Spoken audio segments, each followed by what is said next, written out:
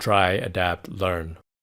In this video, we will be looking back at a Throwback Thursday dog water bowl project done prior to recording video for this channel. If you haven't already, don't forget to subscribe now for more videos including maintenance, DIY, and other random projects. Although this was more of an experiment than a project, the goal was to build a dog water bowl that would have the capacity to hold more than a day's worth of water.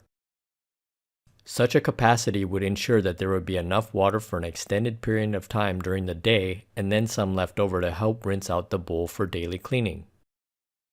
A wooden container would be built and set on top of concrete blocks so that it would hold and limit the contact of wet soil to the wood. A plastic 5-gallon bucket would be used to store the water.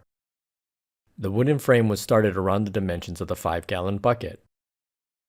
A water bowl with a plastic float mechanism and drain was purchased to be used for this project. As seen, a hole was drilled at the bottom of the bucket. As seen, a hole was drilled at the bottom of the wooden frame. The sides of the frame were then enclosed with 1/2-inch plywood. Hinges were installed to allow access to the top portion of the container. A lid was then installed on the top. Wood trim pieces were also added to help support the top lid. Hardware was installed at the bottom of the bucket to allow a quick connection to the water bowl. Once the sealant dried around the hardware, the hose and plastic float were connected. The lid of the bucket was cut and a handle added for quick additions of water.